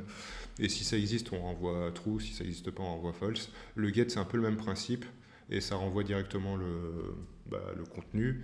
Le put, ça lit le fichier, ça désérialise le JSON, ça écrase dans le tableau associatif PHP, et ensuite ça réenregistre tout le truc.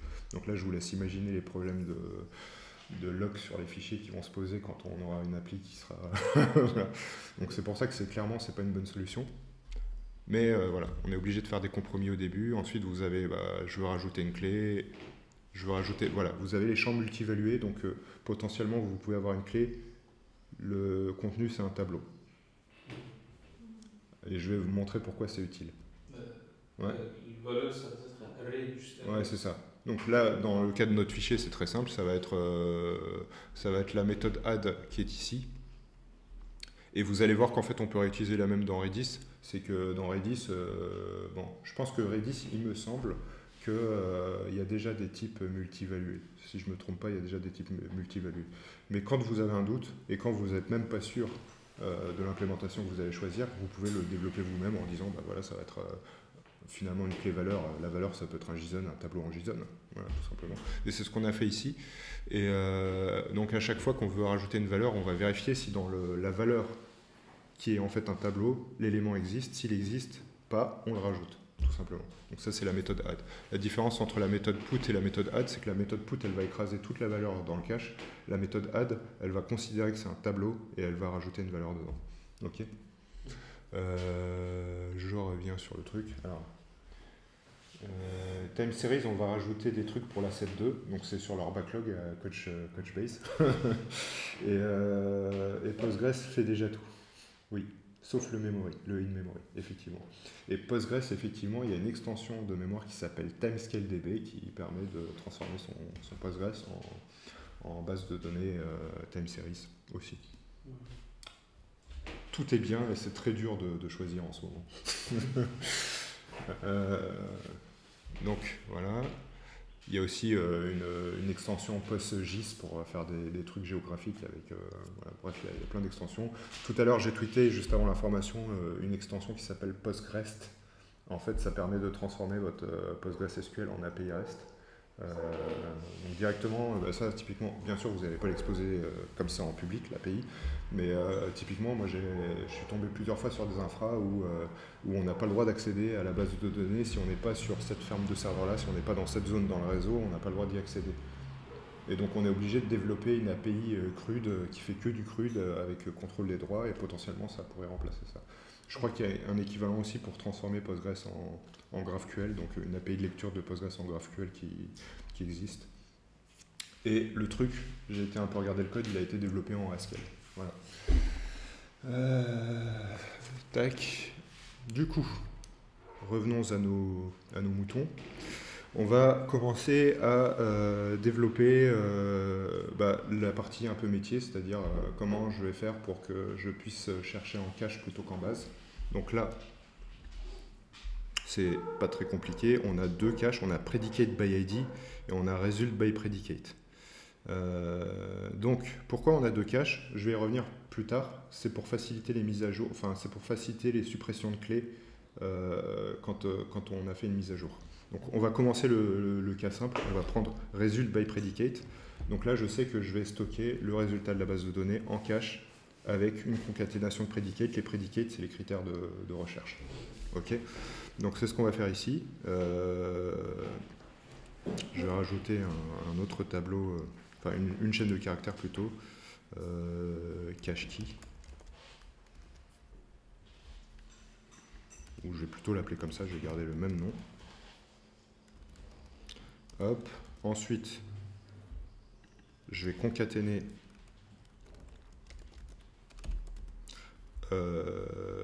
avec un séparateur pour éviter qu'il y ait des collisions entre les champs, par exemple. Imaginons, je suis un peu parano, mais franchement, c'est des trucs que j'ai déjà vus. C'est-à-dire, vous avez deux critères de recherche, vous les concaténez, et en fait, vous avez Ayoub, on va prendre un exemple comme ça. Vous avez la première clé, c'est AY, et l'autre clé, c'est OUB. Et après, dans un autre cas, vous avez AYO et UB. Et en fait, vous avez une collision entre... Donc pour moi, je suis parano, pour moi, il faut toujours mettre des séparateurs... voilà. Un caractère de séparation. Alors Malouane qui nous dit, je pense que c'est l'équivalent de Apex pour Oracle. Alors moi je ne connais pas du tout Oracle. J'en ai fait il y a très très longtemps et c'était que du relationnel classique avec du JDBC en Java, donc il n'y avait pas une grosse différence entre ce qu'on faisait avec Oracle ou Postgres, quoi. Ouais, on regardera plus tard. Mais, ok. Donc, je vais concaténer la valeur. Voilà. Et je vais faire pareil ici.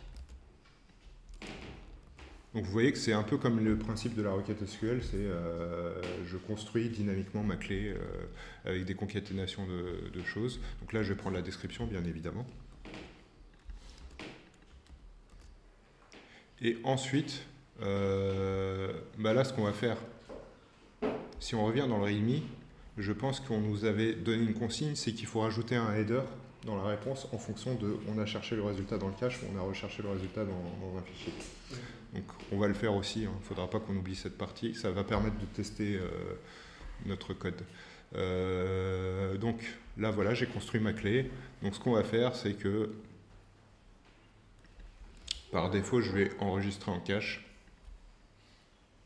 Donc là, qu'est-ce que je fais là? Je suis en train de... Voilà, j'ai mon résultat tout doux. Donc là, on va faire ça. Point flèche put. Je crois que c'est put la méthode. On va regarder l'interface à côté. Ouais, c'est ça, c'est put. Put key valeur.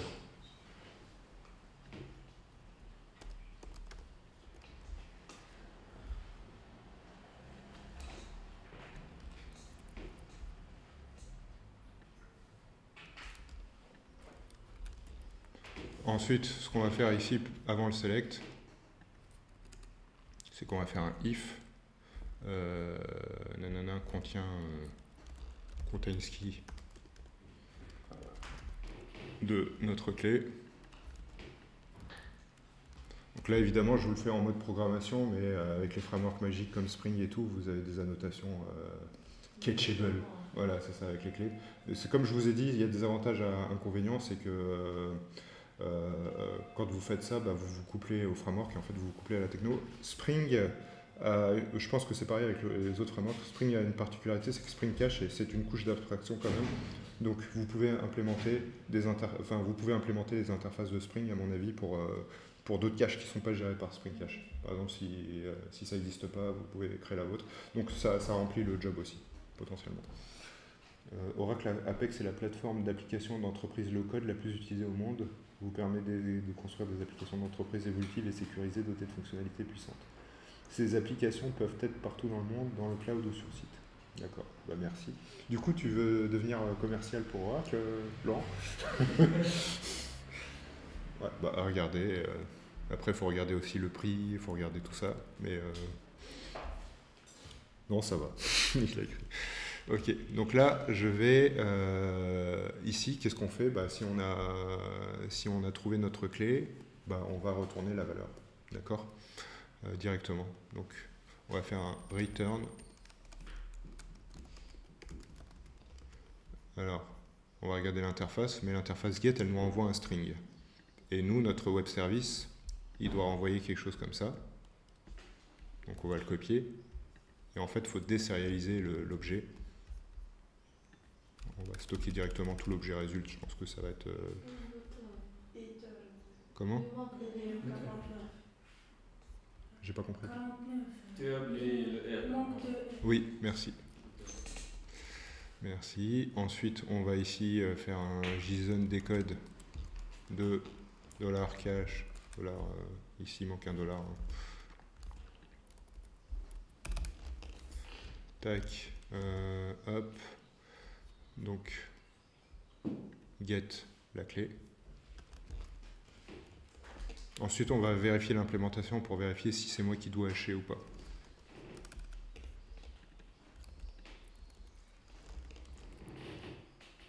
Et je pense qu'il faut dire true. Il me semble qu'en PHP, il faut lui dire true à JSON décode pour lui dire que c'est un array associatif et non pas un objet. JSON décode PHP. Ouais, associative égale true. Donc on va mettre true ici. Ensuite, on va regarder un peu le file cache. On va regarder le get. Le get, ça nous renvoie un string. Donc il faut bien qu'on le désérialise.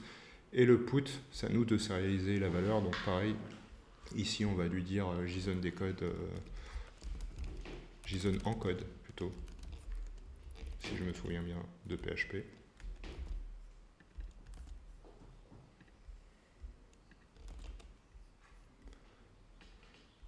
Ouais, c'est bon. Vive la doc PHP. Vous voyez comment je suis pas fluent en PHP du tout. Hop. Donc, ensuite, qu'est-ce que je voulais voir d'autre? Je voulais voir si on avait besoin de... Ouais, c'est l'implémentation qui se charge de hacher les clés, donc on n'a pas besoin de le faire nous. Normalement, on passe directement la clé en paramètres. Et ce qu'on va faire ici, c'est qu'on va rajouter un header x coming from cache. Et dans l'autre cas, on va rajouter un autre header qui s'appelle x coming from database.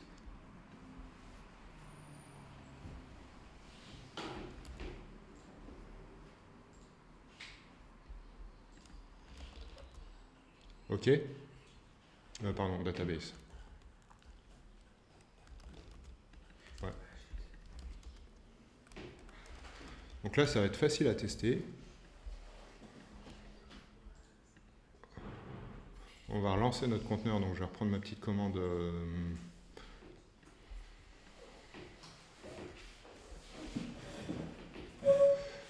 Tac, tac, tac, passage à Redis, voilà, FPM. Donc je recrée mon conteneur FPM. Project Redis PHP.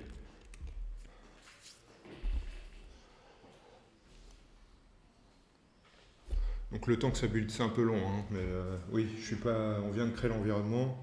J'ai pas toutes les extensions pour faire du FPM installé localement sur ma machine, donc je passe par des conteneurs, donc à chaque fois le rebuild est un peu long.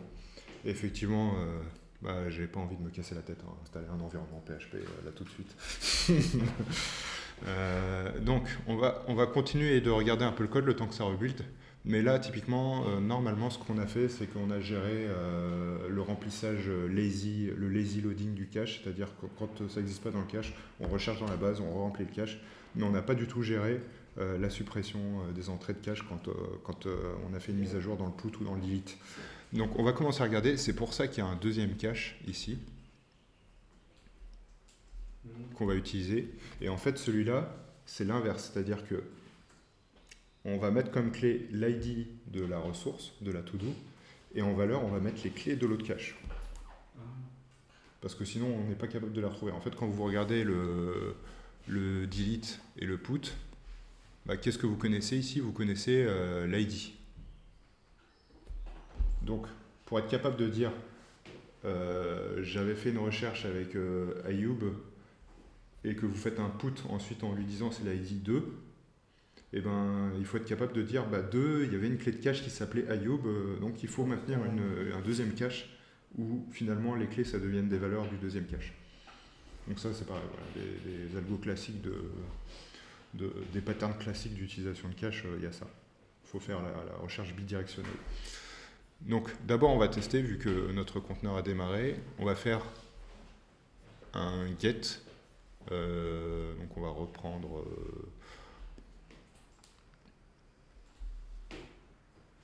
récupérer tous les enregistrements, tester, voilà.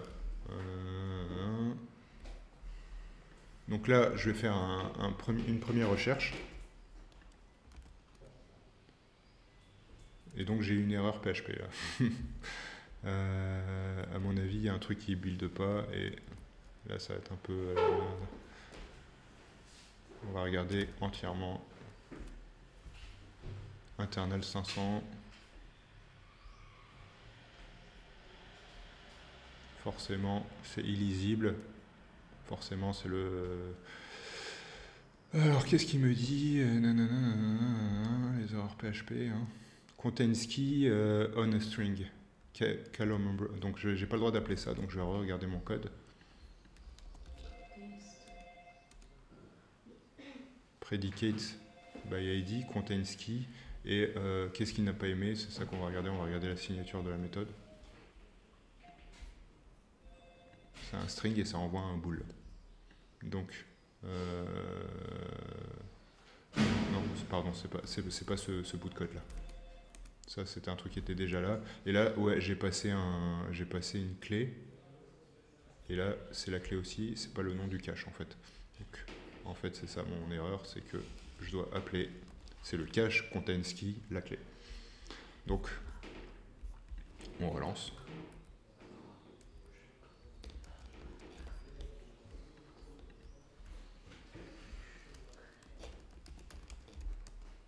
Tiens, c'est sur quelle chaîne que j'avais relancé? Voilà.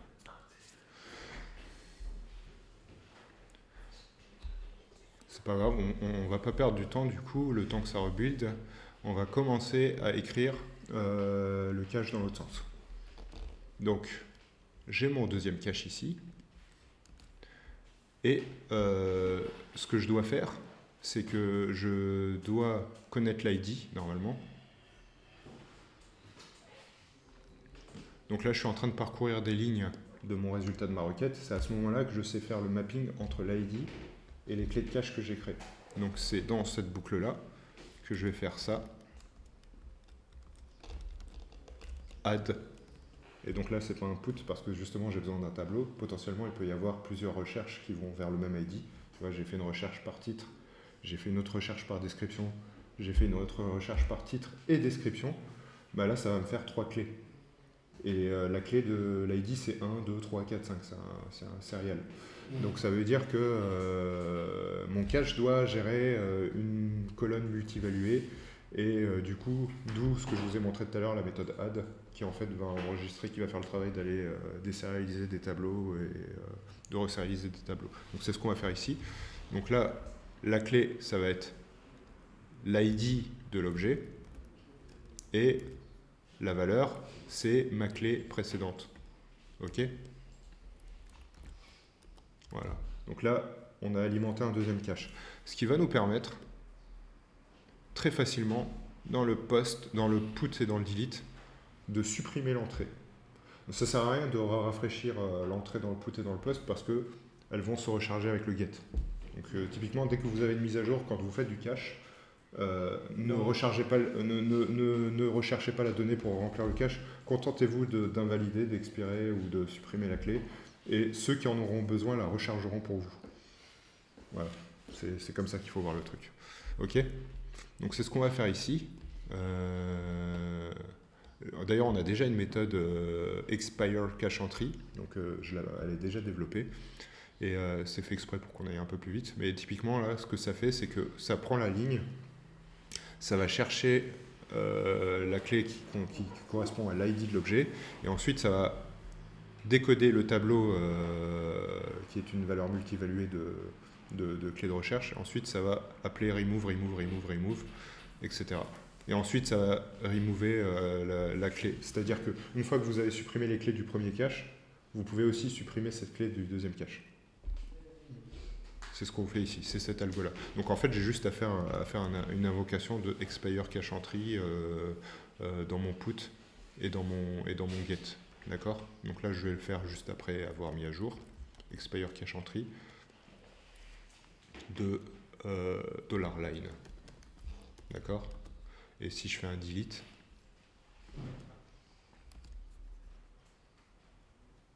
pareil, j'ai des lignes ici. $ID. C'est marrant, pourquoi je fais un select? Delete from. Ouais, c'est marrant, ça fait un select d'abord et ça tente pas de faire un delete. En fait, ouais, c'est pas grave, ça nous arrange puisqu'on a besoin d'avoir toutes les lignes qui correspondent à l'ID, donc c'est ce qu'on va faire. Tac. Ah non, mais par contre, pardon, ça fait une boucle, mais ça sous-entend qu'il n'y a qu'une seule ligne qui correspond à l'ID. Et en fait, ça c'est juste parce que le SDK de PDO, enfin de leur ORM, il est comme ça, mais dès la première itération, ça retourne directement 204. Donc, nous, on a juste à rajouter notre ligne là-dedans, comme ça. Donc, on va d'abord faire un test par rapport à ce qu'on a développé tout à l'heure. Et ensuite, on va recharger notre conteneur et on va tester ça. Donc là, je refais mon get. Visiblement, il ne m'a pas renvoyé comme in from. Donc c'est qu'il y a encore une erreur.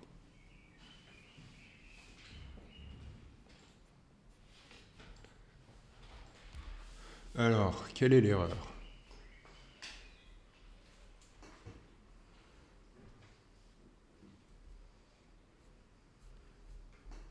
C'est sympa les erreurs PHP.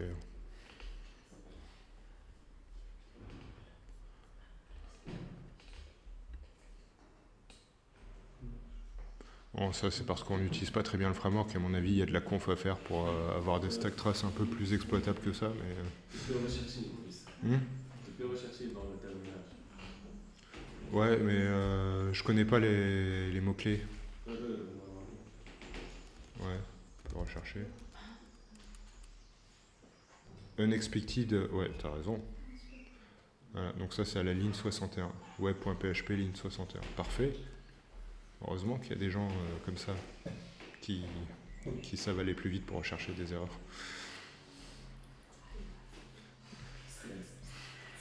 Alors, Unexpected nanana. Alors pourquoi il est... C'est marrant ça. Je la vois pas l'erreur là pour l'instant. À la ligne 61. Pour moi c'est normal qu'on a une accolade fermante. Il manque pas un point virgule. Donc qu'est-ce qu'il a pas aimé ici? Ah non mais ça on l'a rajouté après, pardon. Donc on va aller dans le conteneur, ça va aller plus vite. Petit trick, on va débugger dans le conteneur directement pour pas tout recharger. Alors Docker PS, c'est bien, ça fait réviser un peu Docker. Docker exec -it de ça bash, on va voir s'il y a un bash. Il n'y a pas de bash, il y a un SH. Non, c'est pas. No such container. Ah oui, pardon, c'est pas le nom du conteneur. Ça, c'est le nom du conteneur. Docker. Ouais, ouais c'est ça. Tout à fait. Pas de bash. Il y a SH. Là, je vais faire un apt update -y. Parce que je pense que l'image par défaut. Non, c'est apk add. Donc c'est du. C'est quoi? C'est du. Ouais. C'est du Alpine Linux. Ok, donc là je vais pouvoir faire un ls. Qu'est-ce que j'ai ouais, j'ai mon appli, hein, donc je vais pouvoir faire le web.php, il est en route.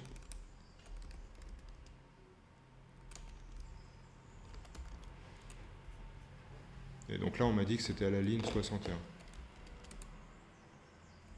Oui, effectivement, j'ai compris. Donc en fait j'ai commencé à implémenter pendant le build avant le copy. Donc c'est pour ça qu'on voit mon code incomplet ici. Truc de fou quoi. On aurait pu perdre des heures là-dessus. Donc il suffit que je rebuild. Normalement ça devrait le faire. Et on va pouvoir tout tester d'un seul coup.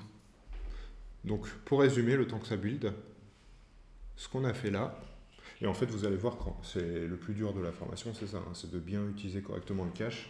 Après vous verrez que tout va couler tout seul. Quand on va passer à Redis, il y aura très peu de travail à faire, quoi. Quand on a bien, le plus dur c'est ça, c'est de bien coder proprement et de correctement utiliser son cache dans son code.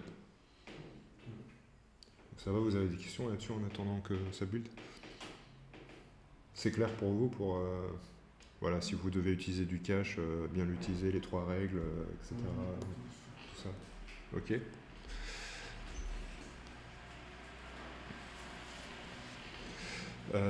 Par rapport à notre client, Oui. il l'utilise correctement Il n'y a pas encore. Ouais. Là, on a juste ajouté. Non, mais ce que tu as pu voir sur les fichiers qui stockaient, je sais pas si tu as vu un peu ce que Haitham faisait avec les fichiers. Non, j'ai pas vu. Non. J'ai pas vu. En général, le plus dur du travail, ça va être ça. Hein. Ça va être de... Comment choisir qu'est-ce qu'on met en Qu'est-ce cache? qu'on met en cache, comment on l'expire, comment on le met à jour. C'est ça. C'est plus fonctionnel que technique, hein, le problème. Donc là, ça recharge. Ouais, ça marche. Donc là, on voit le header.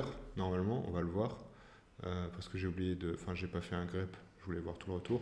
Mais j'ai un header qui normalement s'appelle xComingFrom quelque part. Est-ce que vous le voyez?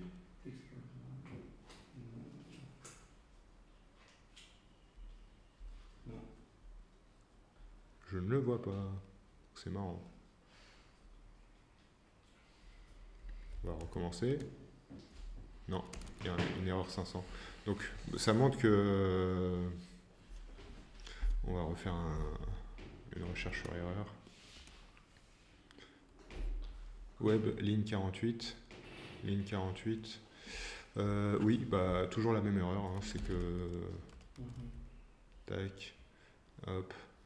Et est-ce que j'ai bien mis... Ouais, bah ici, il nous manque notre header tout simplement. Ici, je pensais l'avoir écrit tout à l'heure. On a dû revenir en arrière. X coming from database.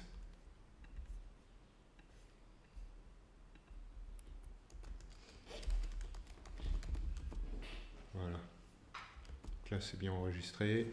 Et on va checker vite fait. Ça me paraît bon. Ok. On recharge.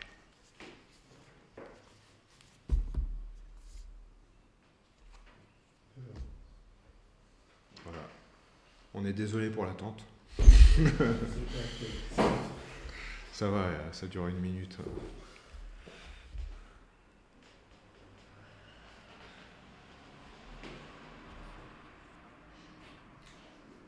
L'avantage de faire ça, c'est que c'est géré par des pipelines et qu'en fait, même si le temps de build est un peu long, derrière l'image, elle est un peu plus light. Tac, tac, tac. En attendant, on va faire un tour sur le chat.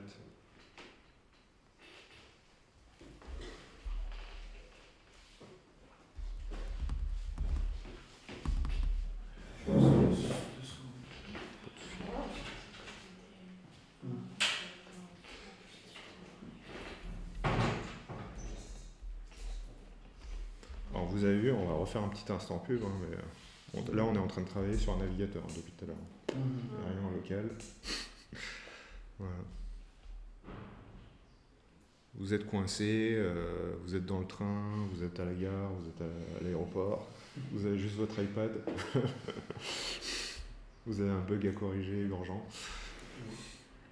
Avec une tablette. Voilà, c'est ça, exactement. Le futur, c'est ça. Donc là, on a bien notre X coming from database. Donc ça marche. Maintenant, je refais la recherche une deuxième fois. Là, j'ai une X coming from cache. Par contre, c'est pas la bonne valeur. Voilà, il n'a pas réussi à la retrouver. Donc on a encore un petit bug, mais on progresse. Donc soit la clé, soit l'encodage. Voilà. Donc on va revérifier ce qu'on a fait. Donc là, on est en train de construire notre clé. Soit on l'a pas rempli, tout simplement.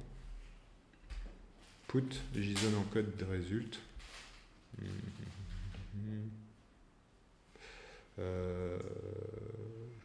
Result by predicate. Soit c'est le get qui fonctionne pas correctement. Ah mais oui, pardon, excusez-moi, on a oublié un truc important. C'est que là, result, il est vide. Là, on l'a appelé value. Oui. Donc on va l'appeler un peu mieux pour qu'on comprenne mieux. Cached value. Et c'est la cached value qu'on retourne. Sinon, forcément, on va toujours retourner un tableau vide. On devrait être bon à la prochaine, je pense. Et donc, ce qu'on va faire, c'est qu'en attendant, puisque là, on vient de remplir le cache, on va regarder notre petit Redis. On va regarder les clés qui sont dans Redis. Ah, pardon. On n'est pas encore dans Redis, c'est dans des fichiers. Mais on va regarder ce qui se passe dans le conteneur. Donc du coup, le cache va expirer puisque le conteneur meurt. On est en train de le recréer, donc le fichier va disparaître du volume. Mais on va regarder ce qui va se passer dans le conteneur avant de passer à Redis. Voilà. Ok. On peut faire un montage de volume pour que si on trouve le conteneur, il reste. Excuse-moi, en fait j'ai un petit souci à l'oreille gauche, donc j'entends pas très bien. Ah, on ne peut pas faire un montage de volume pour le conteneur Redis pour. On pourrait. Ouais. On pourrait. Ouais, C'est possible. Mais sachant que c'est temporaire, c'est-à-dire que là très vite on va passer à Redis, donc je vais pas m'embêter à faire un volume maintenant qu'on va supprimer juste après. Tu vois. Je vais faire un docker exec et on va regarder ce qui se passe à l'intérieur. Ok.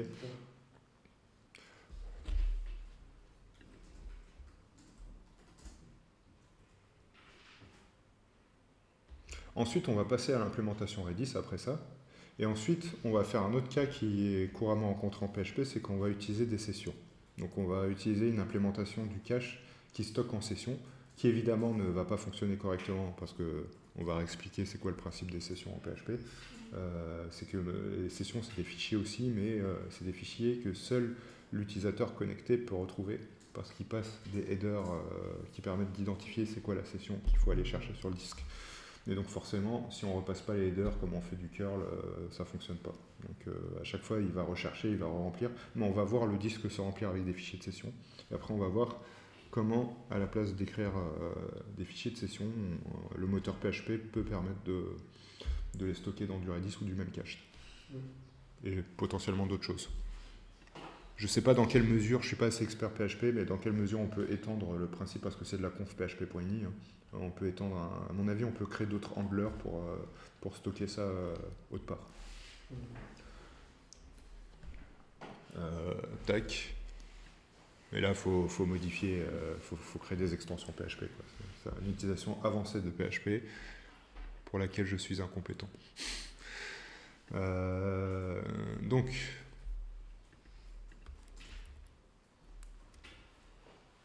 voilà, on revérifie X coming from database. J'ai bien mon résultat X coming from cache. Maintenant, on va jouer un peu. On va faire une recherche avec un autre critère de recherche. Ah zut. Donc, là, je vais faire une recherche juste avec le titre. C'est la première fois que je fais cette recherche. Donc, il ne va pas trouver la clé. Donc, X coming from database. Ensuite, je la refais une deuxième fois. X coming from cache. On va regarder ce qui se passe dans le conteneur. Docker exec, moins hésité. C'est peut-être dans l'autre. PHP, FPM, voilà. Non.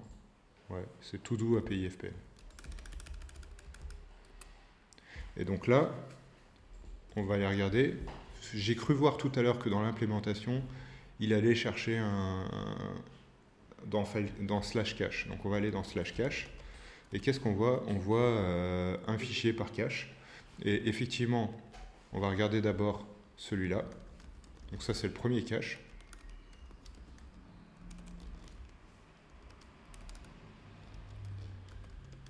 Slash cache, pardon.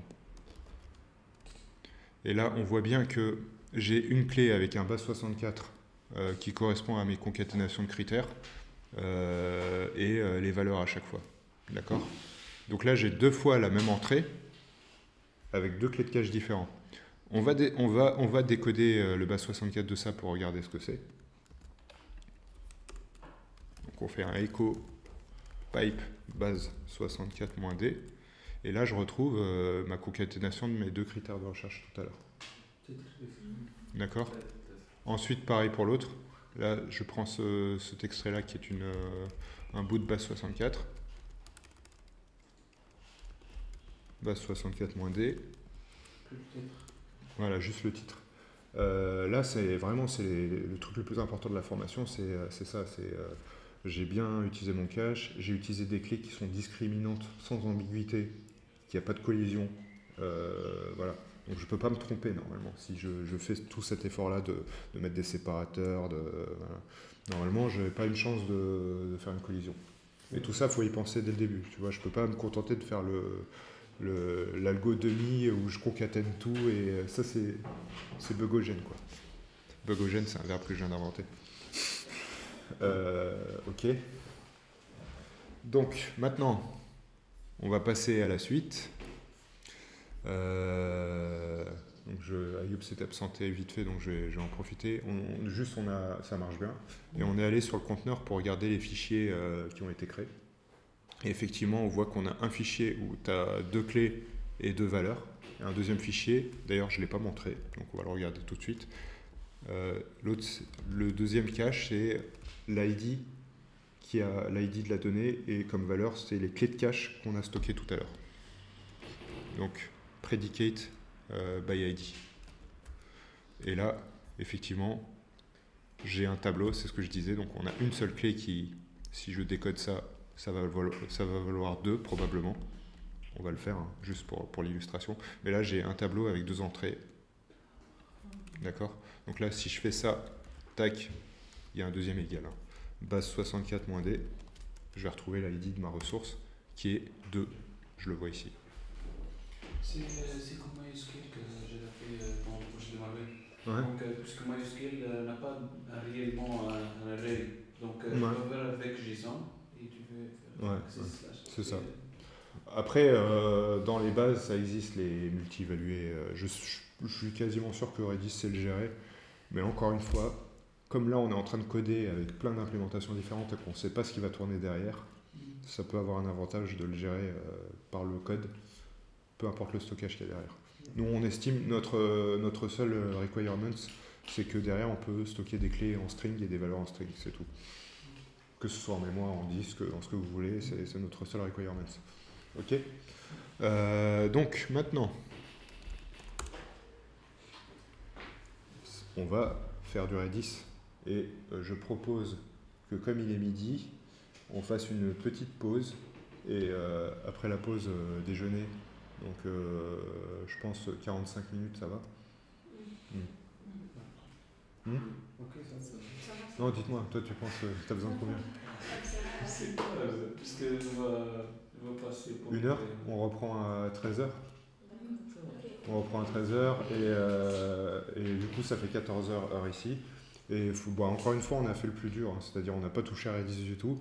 Mais là, vous allez voir qu'après, ça va aller beaucoup plus vite parce que forcément, la logique, elle a été développée. Ok? Ça marche. Bon, bah à tout à l'heure.